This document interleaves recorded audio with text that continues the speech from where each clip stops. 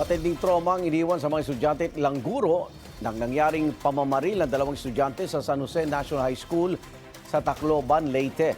Para pag-usapan ng gagawing psychosocial intervention na pangunahan ng Department of Social Welfare and Development, mapanayan po natin si DSWD Secretary Rex Gatchalian. Secretary, magandang umaga.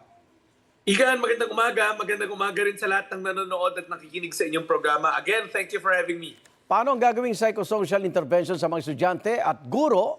Siyempre, na-trauma po sa Tacloban shooting. Anong proseso po rito, Secretary? Igan, actually, ang nag-spearhead nito dahil nasa loob siya ng school, sila Secretary Sunny Angara sa pamumuno ng DepEd. So nag-organize sila ng mga multiple sessions kasama na doon ng DSWD pati na ng Department of Health. So it's a series, actually nandun ako, nakita ko nga na ginagawa na, it's a series of psychosocial decompression. Kasama na doon yung trauma management. Ang importante kasi dito, Igan, matulungan natin sila ma-process yung nangyari. Kasi bawat individual, iba-iba yung pagkaka-process sa nangyari. Now kami sa DSWD, Igan, bukod sa mga social worker namin, partner namin ang Ateneo School of Psychology. So kasi sila, may experience sila. Sa katunayan, nung pumunta ako doon nung Wednesday, kasama ko yung isang clinical psychologist nila na who happens to also be a lecturer in Ateneo Department of Psychology. So sila yung ngayon nag-a-assist sa amin para makagawa ng maayos na programa para hindi lang to short-term kundi long-term. Paliwanag po natin, Secretary, dito naman sa Juvenile Justice and Welfare Act. Kinakalat kasi na pag minor de edad ang gumawa ng krimen, hindi sila makakasuhan. Igan, yung may cut-off kasi yan. Pagdating mo, ang nakasaad sa batas, pag ikaw ay 15 years old plus 1 day hanggang sa 18 years old, meron kang criminal liability kapag may discernment ka. Ang ibig sabihin ng discernment, alam na alam mo yung ginagawa mo. Planuhan mo, sinubukan mo itago, alam mo ang konsepto ng right or wrong, or alam mo yung consequences. Ngayon, pag na-determine na may discernment ka, meron kang criminal liability, sasampahan ka ng kaso, pero kadalasan, Igan, nasususpend yung sentence na yun at pero in return, iniiwan siya sa rehabilitation center ng DSWD. Ngayon, sa period na yon magkakaroon ng intervention, tapos nun, i-assess. Pag nakita nila na, nakita namin at sinabi ng social worker na hindi pa rin umubra, makukulong siya sa regular na kulungan pagdating niya ng 18 years old. Sa katunayan, may ganyan tayong mga cases na ibigay muna sa amin, ni-rehabilitate, hindi na-rehabilitate, ikinulong pa rin sa regular na kulungan pagdating niya ng 18. Now, yung isa naman, yung 14 years old, ang mangyayari sa kanya, akala kasi ng maraming tao dahil walang criminal liability, yung below 15 years old, normal yung buhay niya. Hindi ganun yun. Nasa amin rin siya, i-rehabilitate siya, hindi namin siya papakawalan hanggang sa nakita namin na nagbago siya. Pero pag hindi, nasa amin siya, nakadetain siya sa isang bahay pag-asa or sa isang center namin na para sa kabataan in conflict with the law. At dito sa bahay pag-asa, magtatagal siya, depende sa korte. Depende sa korte at depende na rin sila sa finding ng mga social worker natin, pati na rin ng mga child psychologists natin. Meron kasing gagawing multidisciplinary team Kasama doon ng mga doctors, kasama doon ng child psychology, mga kasama doon na psychologists, kasama doon ng social worker. Malaki magiging gampanin ng social worker kasi siya yung gagawa ng plano, ng intervention plan, pero at the same time, siya rin yung magmamonitor at magre-report sa korte regularly para masabi kung naging maayos ba yung plano na execution, nagbago ba, nakitaan ba natin ng remorse. Pag hindi, mananatili siya sa amin. In fact, yung doon sa below 15 years old, minimum of 1 year ang stay sa amin. Pero sa experience namin, tumatagal yan. Lalo na itong kaso na to, medyo karumal-dumal. Kaya tatagal yan sa amin. So hindi magiging normal yung buhay niya. Hindi na niya kapiling yung kanyang mga magulang.